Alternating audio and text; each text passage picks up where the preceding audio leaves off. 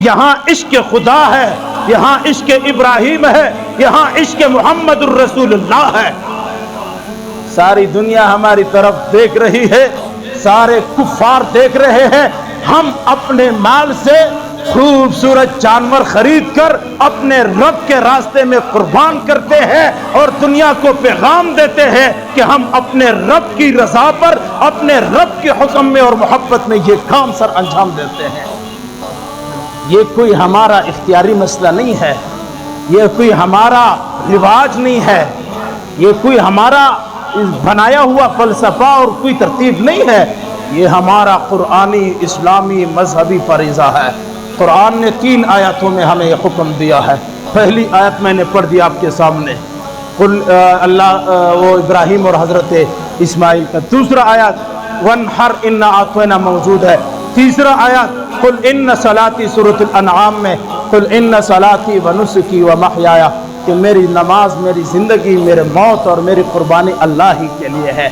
دوستو، قربانی اللہ کے لیے کتنا صاف لفظوں میں قرآن نے کہا ہے، قربانی اللہ کے لیے ہے۔ قربانی اپنے علاقے کے لوگوں کو فخر کے لیے نہیں ہے، قربانی لوگوں کو دکھلاوے کے لیے نہیں ہے۔ جہاں سے جانور گزرتا ہے وہ کتنا کا لیا، 4 لاکھ کا لیا، 3 لاکھ کا لیا، 5 لاکھ کا۔ اللہ نے تجھے طاقت دی ہے اور تو نے قربانی اچھے پیسوں سے لی ہے، اللہ تیری قربانی قبول فرما دے، لیکن اپنے قربانی کو اس فخریہ الفاظ سے ضائع مت کر، اس فخر سے، اس غرور سے اور اس تکبر کے ذریعے جو آپ جانور پیش کرتے ہو، میں نے تو اس سال یہ قربانی کر دی، اس سے تیرا جانور خراب ہوگا، قربانی خراب ہوگی، اسے خراب مت کر۔ کروڑ روپیہ کا جانور خرید، اگر اس میں اللہ کی رضا نہیں ہے، نیت کا اخلاص نہیں ہے، تیرے یہ کروڑ روپیہ فالتو جائیں گے، اللہ کو کچھ قبول نہیں ہوگا۔ جس طرح حضرت ابراہیم نے اپنے بیٹے اسماعیل جیسا حساس مسئلے کے نیچے، چھری کے نیچے لایا، حساس مسئلہ ہے، اسی طرح قربانی کے تمام مسائل حساس ہے۔ اس لیے ہم کہا کرتے ہیں نا، وہ جو کہتے ہیں کسی کو کہو کہ گائیں ذبح کرو، کہتا نہیں، کیوں؟ مجھے اس کا گوشت پسند نہیں ہے۔ جناب تو گوشت کے لیے قربانی نہیں کر رہا، کسی کو کہہ دو بکرا ذبح کرو، نہیں جی، کیوں؟ مجھے بکرا پسند نہیں ہے، بکرے کا گوشت مجھے پسند نہیں ہے۔ تو نے گوشت کو کرنا ہی کیا ہے، تو نے تو قربانی کرنی ہے۔ ایسی باتوں سے قربانی کو اپنی خراب مت کرے۔ لَن يَنَالَ اللَّهُ لُحُومُهَا وَلَا دِمَاؤُهَا وَلَكِن يَنَالُهُ التَّقْوَى۔ اللہ نے فرمایا تمہارے خون کی، تمہاری قربانی کی مجھے کوئی ضرورت نہیں، وَلَكِن يَنَالُهُ التَّقْوَى، میں تو تمہارا دل کا تقوی دیکھنا چاہتا ہوں، میں تمہارا دل سے تقوی لینا چاہتا ہوں۔ اللہ کو نہ کال کی ضرورت، نہ گوشت کی ضرورت، نہ خون کی ضرورت، کسی چیز میں نہیں۔ اللہ دیکھنا چاہتا ہے میرے بندے میں تقوی کتنا ہے، اخلاص کتنا ہے، میری رضا کی چاہت کتنی ہے، مجھ سے محبت کتنی ہے، اللہ یہ دیکھنا چاہتا ہے۔ اللہ کو قربانی اور کوئی ضرورت نہیں ہے۔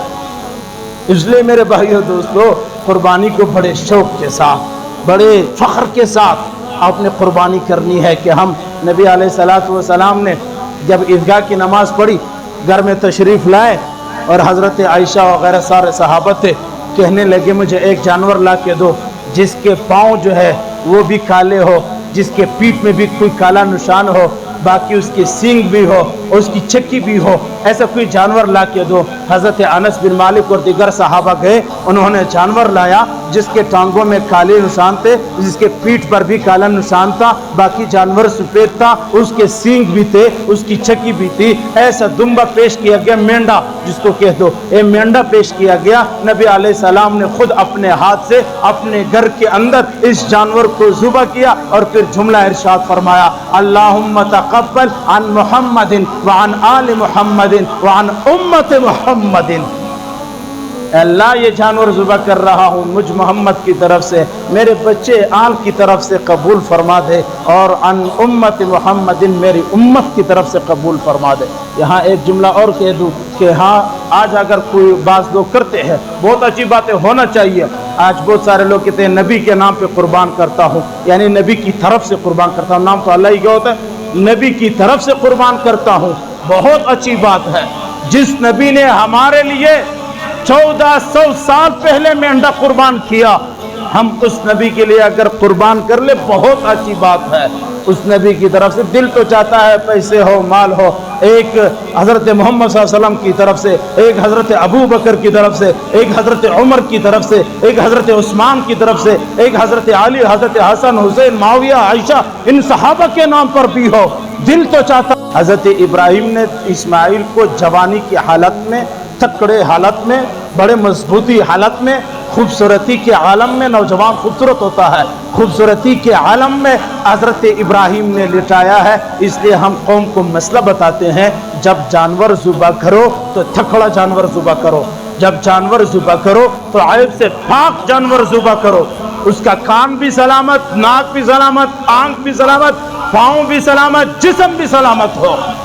جس طرح حضرت ابراہیم نے بڑی خوبصورت قسم کے قربانی کا آغاز کر کے دیا اپنے بیٹے کو ذبح کرنے کے لیے، ہمیں بھی یہ پیغام ہے، اپنے خوبصورت مال میں سے خوبصورت جانور خرید کر اللہ کے راہ میں قربان کر دو. یہ ہے فلسفہ، یہ ہے قربانی کا طریقہ.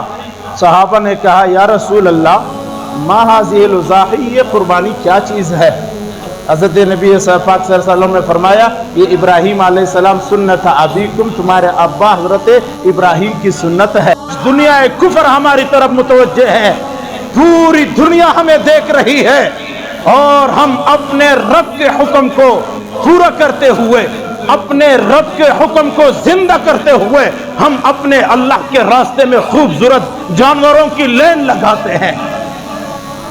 ہم دنیا کفر کو دکھانا چاہتے ہیں ہم اپنے رب کے حکم کو کس طرح مانتے ہیں، اسی طرح مانتے ہیں جس طرح ہمارے آبا اور اجداد میں حضرت ابراہیم نے کر کے دکھلایا تھا. محبوب مال لیاؤ اللہ کے دربار میں پیش کرو، پسندیدہ مال. حضرت ابراہیم کا بیٹا حضرت اسماعیل، حضرت ابراہیم پر بہت امتحانات آئے. ایک امتحان یہ تھا جب بیٹا جوان ہوا، حکم آیا، پرچہ آیا، آسمان سے امتحان کا پرچہ آیا اور کہنے لگا فلما بلغ معه السعی، جب تیرا بیٹا جوان ہو تو پھر ان سے کہہ دینا کہ تیرے قربانی کے دن آ چکے. اسلام سکھلایا، قرآن سکھلایا، نماز سکھلائی، ساری چیزیں ہمیں دے دیے ہیں، اور آج ہم انہی کی طرف سے قربانیاں کر دے، ایمان تازہ ہوتا ہے. قرآنی حکم ہے. حضرت انس بن مالک فرماتے ہیں نبی علیہ السلام اقام رسول اللہ صلی اللہ علیہ وسلم بالمدینہ، نبی علیہ 10 سنین، نبی علیہ السلام 10 سال مدینے میں رہے، اور ہر سال نبی علیہ السلام 2 مینڈے ذبح کرتے تھے، 2 مینڈے 2 دمبے ذبح کرتے تھے اللہ کے راہ میں. آج مسلمان پوچھتے جی عشرہ ذی الحجہ شروع مہینہ حج کا عید کا مہینہ شروع ہوتے ہی سب آ کے پوچھتے مفتی صاحب میرے اوپر قربانی ہے کہ نہیں ہے؟ بھائی تو نے کوشش کی ہے، 10 دن باقی ہے، تو کوئی بھاگ دوڑ تو کر، کچھ کوشش تو کر، کچھ اللہ کے لیے محنت تو کر. اگر نہیں ہوتا تو پھر آخری چاند رات میں آ کر فتویٰ لے لے. یہ کون سی بات ہے؟ ابھی عید آئی نہیں ہے، 10 دن باقی ہے، اور ابھی سے جناب شروع ہو گئے ہیں، مجھ پر قربانی ہے کہ نہیں ہے؟ فتویٰ دے دو، فتویٰ دے دو. میں کہا کرتا ہوں فتوے کو چھوڑو، تقویٰ کی بات کرو. قربانی کا مرکز فتویٰ نہیں، ہر چیز میں فتویٰ نہیں ہوتا. کبھی تقویٰ کے اوپر بھی آؤ تو صحیح. فتویٰ تو شریعت کا حکم ہے، تقویٰ دل کی بزرگی ہے، اللہ کی رضا کا، مغفرت کا سبب ہے. ذرا تقویٰ کی طرف آؤ، پوچھو تو صحیح کہ تقویٰ کیا ہے. میں تجھے کہہ دوں کہ تقویٰ یہ ہے آخری رات تک کوشش کرو اور کہیں نہ کہیں سے پیسے ڈھونڈ کر کوئی جانور خرید لو پھر کر لو. یقین کرو صحابہ اور اس کے بعد تابعین کے دور میں دور دور کے سفر کرتے تھے خوبصورت جانور خریدنے کے لیے تاکہ اللہ کے راستے میں خرچ کر لیں. اور بعض لوگ، معذرت چاہتا ہوں، بعض لوگ عجیب کام کرتے ہیں. یہ ابھی چند سالوں میں یہ چیز شروع ہوا ہے. وہ عجیب کام کرتے جی میں کمزور جانور لیتا ہوں. کیوں جی؟ وہ 2-4 لیتا ہوں، ایک میرا ہو جائے گا، ایک نبی کی طرف سے، ایک فلاں کی طرف سے. یہ مناسب طریقہ نہیں ہے. اگر تیرے پاس طاقت نہیں ہے، ایک جانور خرید، تکڑا جانور خریدو، اسی کو قربان کرو. لازمی نہیں ہے، فرض نہیں، واجب نہیں، کوئی گناہ نہیں. اگر تو نے نبی کی طرف سے نہیں کہ تو گناہگار ہوگا، کوئی گناہگار نہیں ہوگا.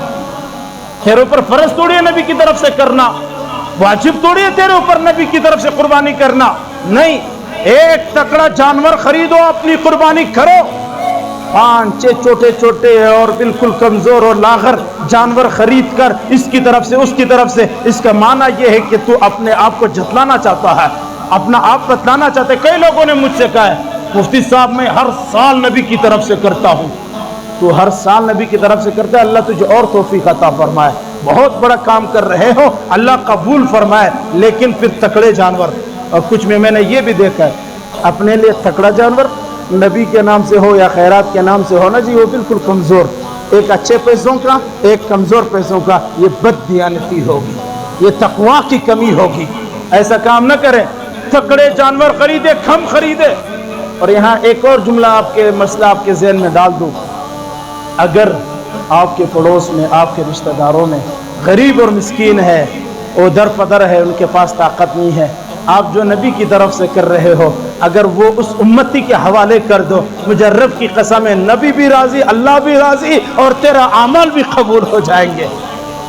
تیرے نام میں صرف فرق آئے گا کہ حاجی صاحب نے اس سال نبی کی طرف سے نہیں کیا، اس نام میں فرق آئے گا، باقی اس کا جو گھر آباد ہوگا، غریب کے گھر میں جب بکرے، تیرے نام میں صرف فرق آئے گا کہ حاجی صاحب نے اس سال نبی کی طرف سے نہیں کیا، اس نام میں فرق آئے گا، باقی اس کا جو گھر آباد ہوگا، غریب کے گھر میں جب بکرے کا خون گرے گا، اس کے بڑے فضائل ہیں۔